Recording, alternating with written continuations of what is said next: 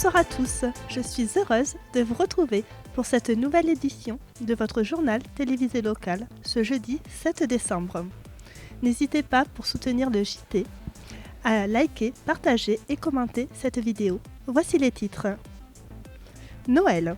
Si Noël est d'abord synonyme de fête et de cadeaux à emballer, il est aussi le moment où les banques alimentaires font leur collecte. Nous reviendrons un peu plus tard avec un reportage sur les collectes alimentaires en Lozère. Économie. Pour susciter des vocations, les lycées Peytavin de Mende et Théophile Roussel de Saint-Chély-d'Apcher ont organisé pour la toute première fois en Lozère la semaine de l'industrie. Spectacle. Cyril Hérault est passionné de magie depuis tout petit. Il a remporté cette année le premier prix du jury du 8e Festival de magie à Villebarou dans le Loir-et-Cher. Le 2 décembre, il s'est déplacé à Marvejols pour présenter son spectacle Magic Christmas. Noël. Les villes se sont habillées de leurs plus belles décorations pour faire briller dans les yeux des petits et des grands la magie de Noël. Et enfin, juste après les brèves, nous reviendrons avec un nouveau sujet. Et si vous n'avez pas encore terminé votre liste de cadeaux pour Noël, l'équipe du JT vous fera découvrir 8 idées à chiner dans les librairies. Je vous rappelle que vous êtes bien en direct du JT Lozère.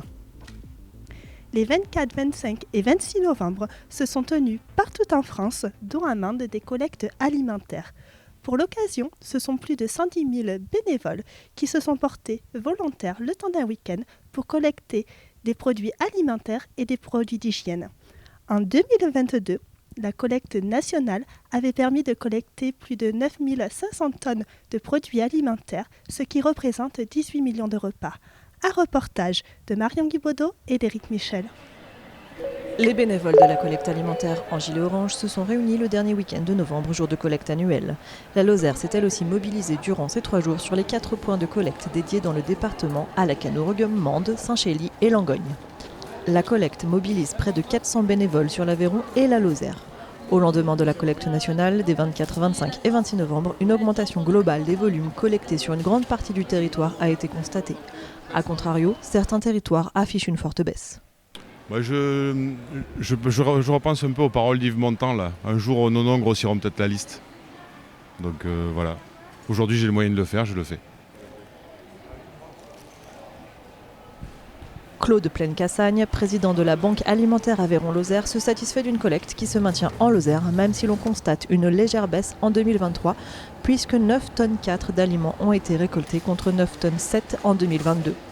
Cette collecte annuelle, bien que non suffisante pour satisfaire la demande sur l'année, permet de récolter de nombreux dons auprès du grand public qui seront ensuite redistribués via les organisations locales, dont la Croix-Rouge notamment. Ces dons sont ensuite complétés par des appels auprès d'entreprises. L'objectif de cette journée, même de ce week-end, c'est de récolter des denrées alimentaires pour être redistribuées tout au long de l'année aux plus démunis, aux étudiants qui le nécessitent. Tout ce qui est récolté, il va à l'unité locale de la Croix-Rouge la demande, parce que là on a Hyper U. C'est retrié, recompté, repesé, et ensuite c'est redistribué pendant nos distributions alimentaires à Mende. Selon Claude Plaine-Cassagne, en 2023, comme sur le territoire hexagonal, le nombre de demandeurs a augmenté de près d'1,5%, mais les collectes Aveyron-Lozère permettent pour le moment de maintenir un équilibre. Si le président de la Banque alimentaire souhaiterait chaque année avoir moins de travail, il constate avec inquiétude qu'au contraire, les sollicitations sont de plus en plus importantes. Là, c'est la première fois que je tombe dessus du coup en venant à Hyper U, mais du coup je trouve ça normal, quoi, des produits pour bébés, je vais pas laisser pour convenir à leurs besoins, quoi. Moi, si je peux les aider, avec plaisir, je le fais. Franchement, nous qui travaillons, c'est compliqué pour nous, alors eux, je me dis ça leur fera toujours plaisir, donc ouais, je pense qu'ils en ont besoin là. Affiliée à la Fédération française des banques alimentaires, la Banque alimentaire Aveyron-Lozère a été créée en 1991. La Fédération française des banques alimentaires a été créée pour sa part en 1984 et regroupe 79 banques alimentaires et 29 antennes régionales. Les banques alimentaires représentent aujourd'hui le plus important réseau de lutte contre la faim et la précarité, avec pour mot d'ordre la lutte contre le gaspillage alimentaire. Les gens sont vraiment très réceptifs et nous sommes très contents de la récolte. Alors il y a toujours, c'est jamais assez parce qu'il faut toute l'année, mais bon, on nous aide quand même par ailleurs après par la suite. Initiées en 2011, les semaines de l'industrie permettent de sensibiliser les jeunes au métier de l'industrie via des rencontres, des événements pédagogique et la découverte de ces métiers. C'est un rendez-vous à ne pas manquer pour ces jeunes qui veulent découvrir différents métiers et la complémentarité également avec la transition énergétique et le développement durable. En Lozère, pour la toute première fois, les lycées Peytavin de Mende et Théophile Roussel de Saint-Chély-d'Apcher ont tenu à organiser cet événement. 15 entreprises ont répondu favorablement à leur appel et se sont mobilisées. Un reportage d'Éric Michel. Susciter l'envie d'exercer un métier porteur et créer une passerelle entre les élèves lozériens et le secteur industriel, c'est précisément l'objectif recherché par le lycée Peytavin à l'occasion de la semaine de l'industrie. Les passerelles, elles sont fondamentales. Le président de la République a souhaité rapprocher l'école de l'entreprise, et vous n'êtes pas sans ignorer l'ensemble des mesures qui ont été mises en place. Et notamment, mesure emblématique, le bureau des entreprises. Et aujourd'hui, vous avez 15 entreprises qui se sont installées au lycée Peytavin, qui rencontrent les élèves et qui partagent les savoir-faire. Donc cette relation école-entreprise, c'est véritablement un ancrage territorial dont on a besoin pour travailler à la fois sur la formation, l'orientation et l'insertion des jeunes. Une opération qui s'inscrit dans le cadre de la réforme de la voie professionnelle. Rendez-vous était donné le jeudi 30 novembre dans l'établissement mandois pour une quinzaine d'institutions civiles et militaires représentant un large éventail dans des secteurs aussi variés que le recyclage des plastiques, l'aéronautique ou encore concevoir des futurs panneaux en bois moulé dans des entreprises 4.0. De nombreuses possibilités d'avenir qui s'offrent dans des secteurs porteurs. On est en train vraiment, je crois, de revoir considérablement les choses, de franchir un cap. Et l'idée, c'est de se dire que produire, faire de l'industrie, ça peut aussi coller avec la transition énergétique et avec le développement durable. Et on sait que nos jeunes sont extrêmement sensibles à ces questions.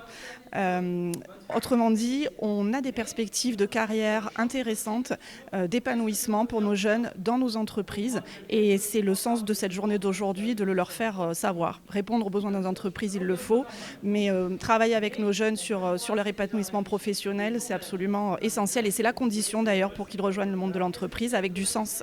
Les ingénieurs sont venus à la rencontre des élèves, mais aussi des cadres en ressources humaines et des chefs d'entreprise qui étaient présents afin de présenter leur métier et expliquer comment s'orienter vers des études et qualifications concernant ces secteurs d'avenir. C'est précisément une volonté gouvernementale que de réindustrialiser le pays afin de retrouver une souveraineté de production. La réforme de la voie professionnelle réaffirme cette relation entre le monde de l'entreprise et le monde de la formation, parce qu'on a besoin de l'entreprise déjà pour travailler avec nos élèves dans le cadre des périodes de formation en milieu professionnel. On a besoin aussi d'avoir un retour sur le besoin des entreprises, sur l'évolution aussi de la carte des formations. Donc il y a un lien qui doit se créer nécessairement entre le monde de l'école avec un grand E et le monde de l'entreprise. Le lycée Peytavin est un établissement polyvalent qui regroupe 720 élèves dans 2 structures, une générale et technologique et l'autre professionnelle. Dans les établissements tels que le lycée Peytavin, des professionnels via un bureau spécifique sont précisément en charge du lien entreprise-éducation nationale. Cette réussite passe aussi par une compréhension mutuelle des entités. On apprend à se connaître et en se parlant beaucoup, on arrive à avoir un langage commun. Et je crois que de plus en plus, effectivement, on fait un pas les uns vers les autres et ce langage commun, on a réussi à l'identifier, à le créer. Et puis je pense qu'effectivement, on se comprend de mieux en mieux. Sans pour autant, il faut être vigilant là-dessus, empiéter sur les domaines des uns des autres. La journée a accueilli des élèves des collèges et des lycées mandois, mais aussi un partenariat étroit a été établi avec le lycée Théophile Roussel de Saint-Chély, venu lui aussi présenter ses spécialités. Ça permet d'une part qu'ils situent ce qu'il existe dans les bassins de vie de là où ils sont installés, donc ils voient les différents métiers, et en même temps ils rencontrent des professionnels qui leur font part des besoins sur les territoires. Et donc cette connexion était nécessaire. Donc en rapprochant les écoles et les entreprises, on permet à chacun de mieux s'y retrouver. Les entreprises voient mieux le processus de formation et les jeunes voient mieux le processus d'insertion. On ne le sait pas toujours, mais on a quand même de nombreuses formations en Lozère. On a d'ailleurs avec le directeur de la DAZEN, M. Falco, aujourd'hui on travaille sur cette visibilité de l'offre qui n'est pas forcément connue, avec une carte de formation et on pourrait être très surpris de tout ce qu'on propose en Lozère. Un projet piloté par la préfecture et l'éducation nationale. Et pour sa part, le MEDEF a œuvré en amont avec le bureau des entreprises pour que les établissements accueillent des professionnels et créent ainsi une connexion vers le monde de l'industrie. Donc la mise en place depuis la rentrée de cette réforme de la voie professionnelle du responsable du bureau des entreprises en lien avec le directeur de la plateforme technologique permet de renforcer les actions en direction des entreprises et d'ouvrir davantage le monde de la formation à l'entreprise. L'un des objectifs de cette journée est d'offrir une visibilité à des secteurs souvent méconnus. C'est bien parce que du coup, ils peuvent voir toutes les études différentes, toutes les filières différentes et savoir où est-ce qu'ils veulent partir et pouvoir s'orienter plus tard. Pourquoi pas avoir une idée de ce que ça peut être. Cette année, cette semaine de l'industrie, elle a une ampleur particulière parce que grâce à la dynamique de France 2030, on a travaillé avec l'ensemble des partenaires à mettre en place un nombre d'actions conséquents. Et je crois qu'aujourd'hui, le lycée Pétavin a répondu présent avec de gros efforts, des entreprises présentes, des services présents et des rencontres avec les jeunes pour esquisser peut-être des futures perspectives de carrière. Honnêtement, c'est très bien parce que ça permet même aux secondes de savoir à peu près s'ils voudraient, comme STI 2D, comme ça c'est permis ici, leur STI 2D, ça pourrait leur permettre de savoir ce qu'ils veulent faire plus tard, savoir s'ils peuvent partir en technologique ou s'ils veulent rester en général. Les industriels ont rencontré des centaines d'élèves et qui sait, cela a peut-être déclenché des vocations et pourquoi pas un avenir professionnel en Lozère. Cyril Hérault est un magicien passionné depuis son plus jeune âge.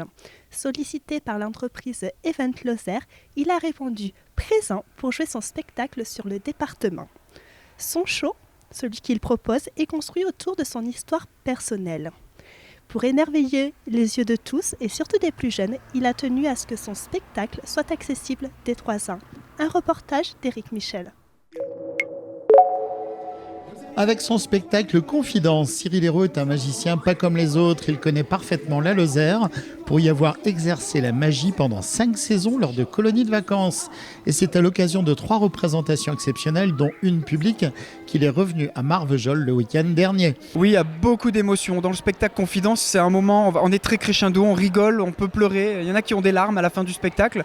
Il y a des parties d'émotion de ma vie personnelle et il y a des parties drôles qui sont obligées de toute façon avec le public. Le premier spectacle présenté est spécialement conçu pour les enfants. Il s'intitule Magic Christmas. C'est très important de garder des yeux d'enfant, même pour nous quand on est adulte. Et moi, j'ai encore des yeux d'enfant et c'est d'ailleurs pour ça que je suis magicien. Cyril et son équipe nous ont proposé des spectacles mêlant humour, poésie et illusion. Mais quel est donc le secret pour être un magicien ? Non, l'entraînement et peut-être, je dirais, comment on va être capable d'enchaîner des tours de magie avec une histoire contée, théâtralisée. Voilà, comment on va mettre en forme ce qu'on va proposer au public. Attachant, Cyril puise ses ressources dans son histoire personnelle, particulièrement avec son grand-père.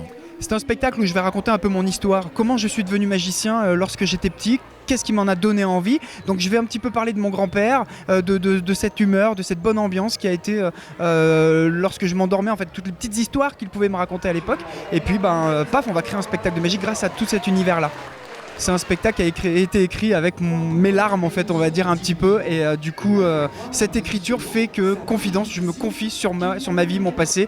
Et du coup, les gens le ressentent parce que tous les moments poétiques sont là pour faire ressentir au public ce que moi j'ai vécu auparavant. Déjà en 2017, Cyril a remporté le premier prix des jeunes talents. Et quand les comités d'entreprise ont contacté la société Event Lozère, c'est sans grande hésitation qu'ils ont sélectionné l'illusionniste. Et pour cause, il figure parmi les 6 magiciens nominés pour le concours national du spectacle magique de l'année 2024. Un prix décerné par la Fédération française des artistes prestidigitateurs. Je lui ai dit, les papis, donne-moi la vraie combinaison. Pour attendre sagement Noël, les enfants ont commencé leur calendrier de l'Avent. Et les villes, les commerçants et les associations de commerçants ont-elles décoré les rues, les vitrines et proposent quelquefois aussi des petits jeux à cette occasion. Par ce froid hivernal et pour réchauffer les cœurs, nous pouvons compter sur la magie de Noël qui fait aussi briller les yeux des plus petits et des plus grands. Un reportage de Marion Guibaudot et d'Éric Michel. Tu t'appelles comment ? Léna. Bon alors pourquoi tu as dessiné une étoile ? Parce que c'est la magie de Noël. Alors que la Lozère se part de ses couleurs d'hiver et que le manteau neigeux s'accumule doucement, les communes et les commerçants du département préparent joyeusement les fêtes de fin d'année. Petit détour par 3 villes du département. Direction la Margeride à Langogne plus précisément. Si l'organisation de ces moments festifs existe depuis de nombreuses années, c'est depuis 2021 qu'un engouement particulier s'est mis en place sous l'impulsion de personnes engagées pour leur commune. Beaucoup de monde, beaucoup d'enfants. Et on va faire une petite balade tout à l'heure de découverte des sentiers qui est magique avec tous les mystères qu'on peut avoir dans notre belle Margeride. Et quoi de mieux pour ce faire que de décorer un sapin et d'illuminer les rues afin de donner une ambiance festive à la ville. Arrêtez. Toi, tu as dessiné ça? Oui. C'est quoi alors? C'est une jolie boule, il y a quoi dessus? Vas-y, raconte-moi, qu'est-ce que tu as dessiné? Un œil. D'accord. Langogne a lancé les événements en célébrant ses illuminations samedi 2 décembre par une soirée dédiée où les enfants en lutin artistes créatifs et les plus grands étaient invités pour un grand moment de convivialité avec en point d'orgue l'illumination du sapin, place de la Halle. C'est un des rôles fondamentaux de notre collectivité, c'est tout l'état d'esprit qu'on a dans notre équipe, qui est de partager ces moments simples, mais tellement importants pour tous et pour toutes nos familles et pour tous ces enfants. Il suffit de regarder autour de nous. Il y a un bruit phénoménal, on va bientôt se faire renverser par les enfants qui viennent de travailler à décorer des étoiles, qui vont aller eux-mêmes poser sur le sapin. Et ensuite, on fera une promenade avec des poneys, puis ensuite, on boira un verre de vin chaud pour les plus grands et un bon chocolat chaud pour les plus petits. Et aujourd'hui, on le mérite bien parce qu'il fait vraiment pas chaud. Et vous voyez, je regarde sur ma gauche, c'est intergénérationnel parce qu'on a même nos anciens qui sont venus accompagner les plus jeunes dans cette balade. Et c'est une période magique où pour les commerçants de proximité, les fêtes riment avec une affluence accrue des clients. Les gens ils sont en train de s'agiter en ce moment, à déjà préparer, à commander, alors qu'on vient d'attaquer le mois de décembre et qu'il y a encore une vingtaine de jours. On a déjà encore depuis ce matin là, des commandes. C'est assez excitant comme moment. Ouais. Alors là, ça va être illuminé tout le mois de décembre, évidemment, et ça accompagnera cette symbolique de démarrage des illuminations, démarre aussi avec toute l'action que font nos artisans et nos commerçants qui vont mettre en place et qui ont démarré dès ce matin à faire des tombolas tous les samedis avec des bons d'achat à hauteur de 500 € à gagner chaque samedi. Un marché de Noël la semaine prochaine, organisé aussi par les jeunes et dynamiques membres de l'association des commerçants et des artisans. C'est vraiment super, quoi. C'est vraiment un moment vraiment génial. On traverse la Lozère, direction la ville royale de Marvejols, où les festivités prennent la forme d'événements ponctuels en collaboration avec les commerçants. À l'occasion des fêtes de fin d'année, une nouveauté avec le jeu concours « Estimer la vitrine du Père Noël ». Donc oui, on a eu une adhésion quasi immédiate de la part de tous nos adhérents, de tous nos commerçants, parce que bien évidemment, ils ont mesuré l'enjeu qui était de profiter de cette action-là pour remplir leur commerce, surtout au moment des fêtes, et donc d'avoir peut-être potentiellement aussi de nouveaux clients, mais encore une fois, de mettre en exergue leur savoir-faire. Une opération orchestrée par Madame Rodier de l'Office de commerce au sein de l'Office de tourisme et de la culture Gévaudan Destination. Alors on a souhaité, à la base, donc c'était un office du tourisme, donc on a souhaité transformer cet office du tourisme en office du tourisme, de la culture et du commerce. Pourquoi ? Parce que pour nous ça représentait une porte, un guichet unique et une porte que les gens poussaient de façon naturelle. Donc on s'est dit, à partir du moment où ils identifient ce lieu comme étant un lieu d'accueil, un lieu potentiel de renseignement à venir chercher, eh bien on va répondre aux besoins en fait, et on a créé ce lieu qui nous permet aussi, avec la collaboration d'Essor Gévaudan, qui est notre association de commerçants ici sur Marvejols, de pouvoir mener des actions ensemble pour la promotion du commerce. Et c'est une première pour la ville gévaudanaise. Les commerçants ont doté une vitrine avec des produits locaux. Le jeu est ouvert à tous avec une participation minimum de 30 € d'achat chez le commerçant qui vous remettra l'un des 50 000 bulletins de participation édités pour l'occasion. Le but est d'estimer au plus près le coût de la vitrine. Résultat le 8 janvier prochain. L'objectif donc de cette action, c'est effectivement d'avoir un rayonnement départemental, voire supradépartemental, pour faire venir les consommateurs ici à Marvejols, pour qu'ils puissent, pour ceux qui ne le connaissent pas, qui ne savent pas encore, s'apercevoir de tout le savoir-faire que peuvent avoir nos commerçants marvejolais, nos producteurs, nos entreprises, parce que je le répète, les adhérents, c'est les commerçants, mais aussi les producteurs qu'on retrouve sur le marché le samedi matin et nos entreprises qui sont aussi sur le territoire. Le plus dur sera de ramener ce lot généreux chez vous, surtout si vous étiez de passage en Lozère, envisagez de louer un camion. Après, on ne fait pas la livraison à domicile, mais après, voilà, il faut s'organiser. On ne peut pas tout avoir non plus. Mais l'objectif, c'est aussi voilà, de pouvoir vanter les mérites et les savoir-faire de nos commerçants et de nos entreprises. Un programme haut en couleur est prévu pour vous accompagner jusqu'à Noël. Et le 17 décembre, c'est le dimanche, il y a un concours photo, pull moche ou déguisé à un thème Noël. Il y a une ouverture le 22 décembre jusqu'à 21h. Et puis il y a la corrida dimanche, il y a le marché de Noël dimanche. Enfin, retour par la vallée du Lot, à Mende précisément, où c'est la ville qui est en charge des décorations, à l'image de l'immense sapin installé place Urbain 5. Pour sa part, l'Office de commerce, qui regroupe 175 adhérents, a alloué un budget de 10 000 € afin de programmer de nombreuses animations, dont un jeu lui aussi généreusement doté. Le jeu cette année, c'est un jeu qui amène les gens à réaliser des achats chez au moins 4 de leurs commerçants au cours du mois de décembre. Quand ils ont fait des achats dans 4 commerces, ils peuvent venir participer au tirage au sort. On effectue un tirage au sort chaque vendredi, donc le 8, le 15 et le 22, et on fait gagner des chèques cadeaux, 1 000 € par semaine, 2 000 € la dernière semaine. Des animations autant en soirée qu'en journée dont l'objectif est de s'assurer que le centre-ville et les commerces alentours soient le centre des attentions du public, qu'ils soient mendois ou de passage lors de ces fêtes de fin d'année. Oui, tout à fait. Cette année, on a travaillé notamment sur des décorations de jour pour que voilà, les gens aient envie de venir se promener et de voir des choses, pas seulement quand c'est illuminé à la tombée de la nuit, mais tout au long de la journée. Donc il y a différentes places de la ville qui accueilleront des décorations de jour. Et voilà, on espère que petits et grands seront heureux de venir les découvrir. Et puis après, il y a les animations de la ville. On aura à nouveau cette année la patinoire. On a à nouveau des stands de maquillage, de ballons, la déambulation des mascottes. Enfin, voilà, c'est une période où on se fait plaisir et on fait plaisir aux gens sur les animations. Le Père Noël arrive, il est déjà avec le traîneau et voilà, c'est le début.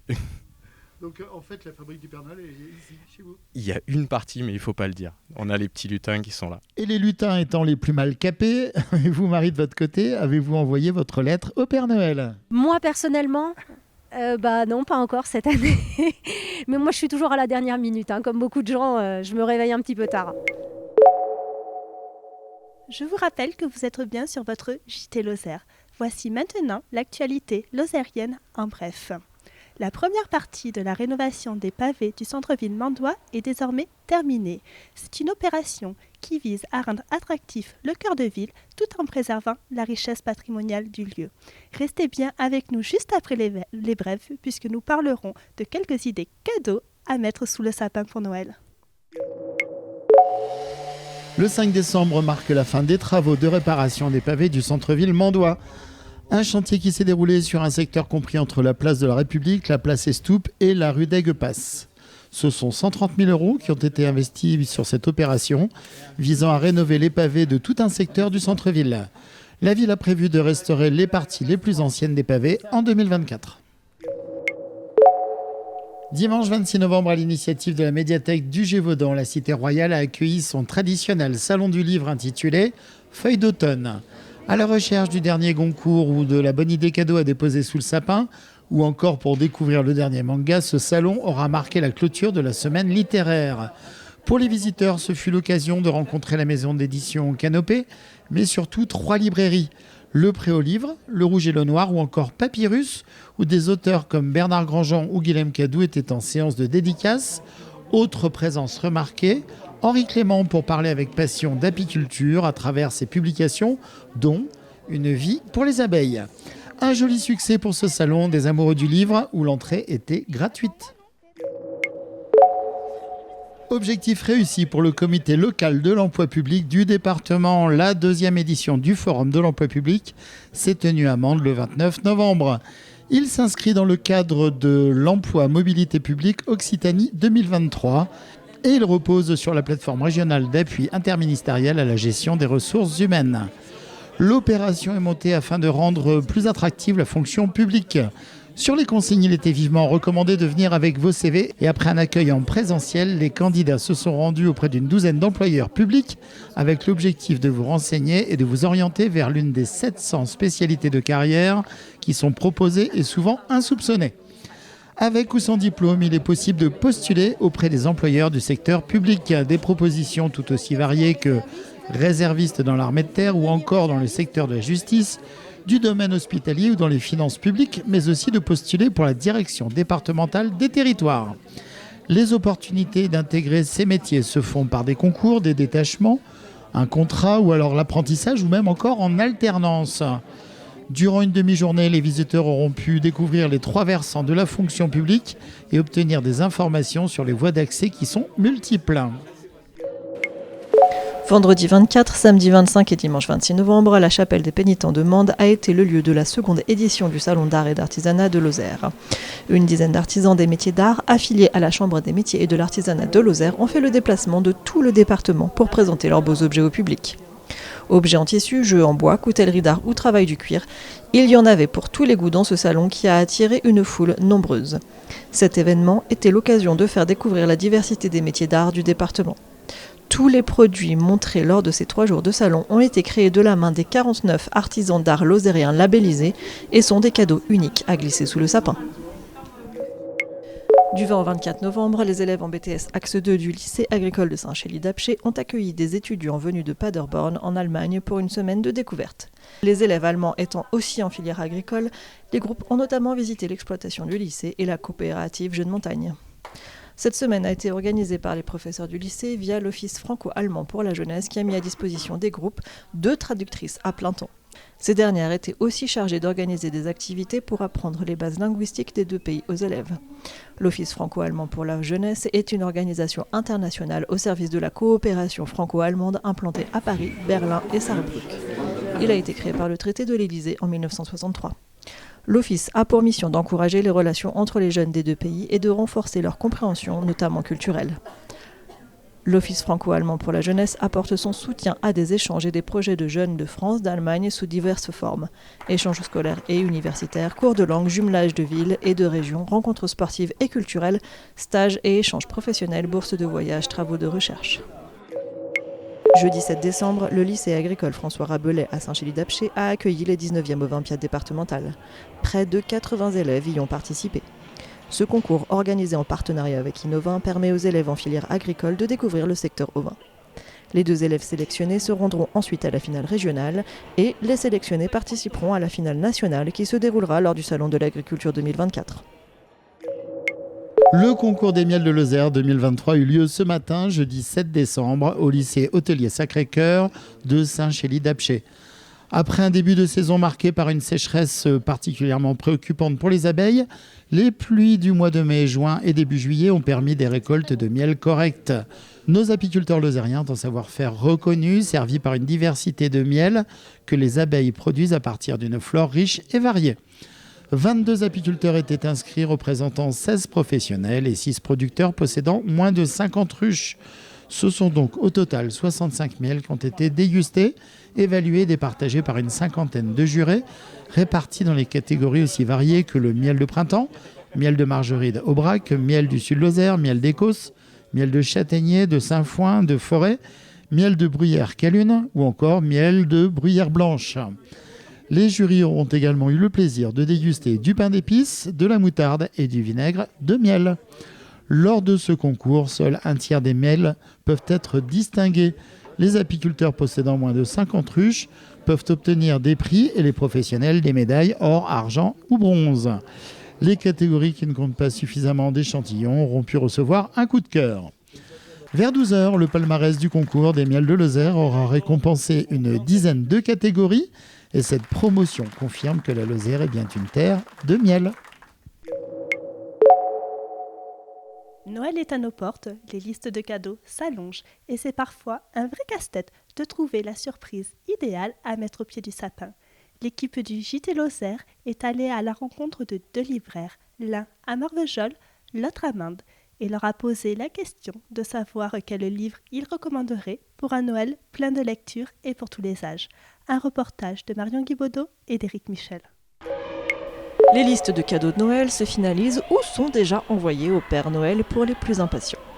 Mais trouver un joli cadeau, pour d'autres, peut être un vrai casse-tête. 2 libraires lozériens indépendants ont donc décidé de profiter de la magie de Noël pour proposer des livres pour tous les âges à glisser dans une jolie pochette surprise. Stéphane Savajol de la librairie Papyrus à Marvejols et Valérie Trémolière de la librairie à Mende ont chacun décidé de présenter 4 livres pour le plus grand bonheur de tous. Le premier dont je vais vous parler, c'est un livre pour la jeunesse que tout le monde connaît, qui s'appelle Le Petit Prince. Donc c'est le texte intégral, mais celui-ci a la particularité quand même d'avoir un grand format, donc qui peut être lu à plusieurs enfants en même temps, par exemple le soir d'une veillée de Noël.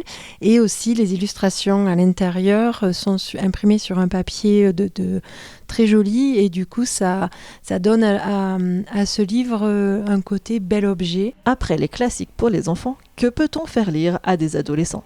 Mon conseil, c'est 200 d'écume et de glace. Donc c'est un roman jeunesse. Donc le personnage principal qui s'appelle Perséphone va aller passer des vacances dans le Finistère, et en fait donc on va apprendre au début du livre qu'elle est malade. Et en fait, c'est dans le Finistère et dans les tréfonds de l'océan Atlantique qu'on va découvrir qu'est-ce qu'elle a, qu'est-ce qu'elle est, et surtout tous les pouvoirs qu'elle a.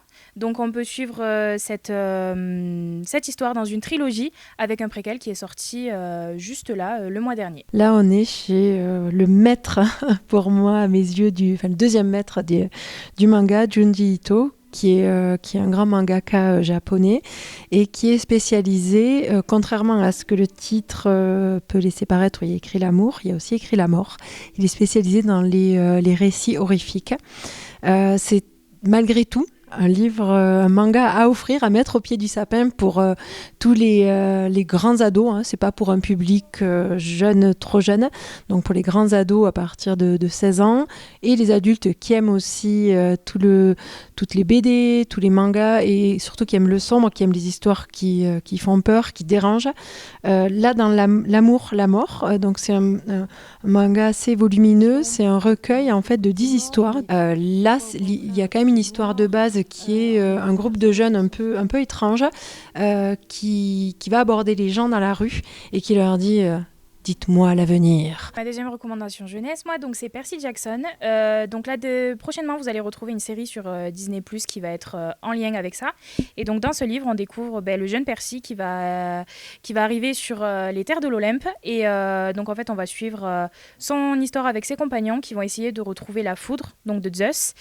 Et on va lui suivre dans toute leur aventure, et pour découvrir à la fin pour découvrir l'histoire avec son père et avec ses oncles et tantes.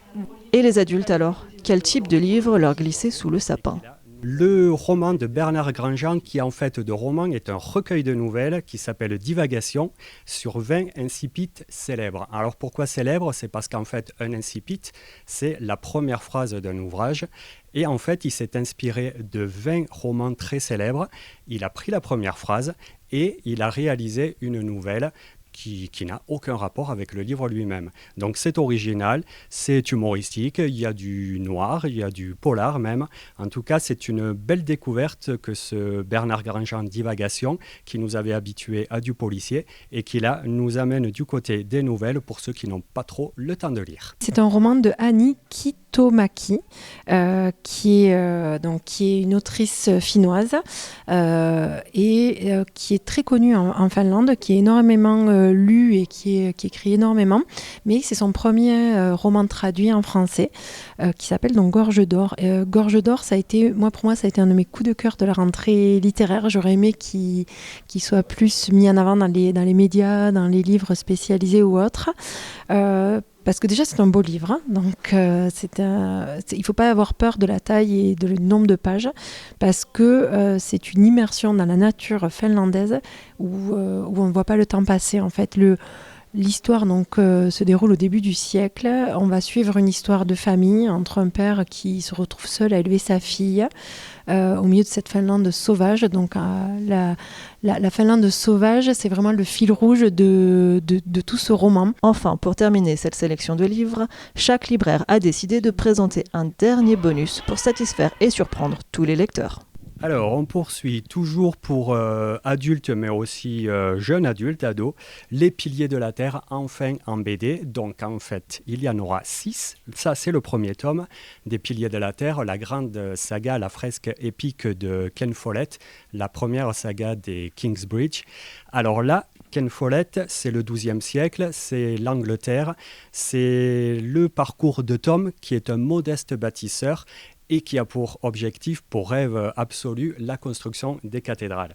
On y retrouve donc de l'aventure. Steven Dupré, c'est pour le texte. Didier Alcante, c'est pour le dessin. C'est lui qui avait notamment aussi illustré la BD Camelot, pour vous donner une idée. Donc à ne pas louper. Et enfin, pour terminer, donc le 4e objet à mettre sous le sapin, pour avoir fait un peu tous les styles, ce sera une BD. Une BD qui a été un coup de cœur, pareil, qui est éditée chez Actes Sud BD. Actes Sud qu'on connaît le plus souvent pour ses éditions romans.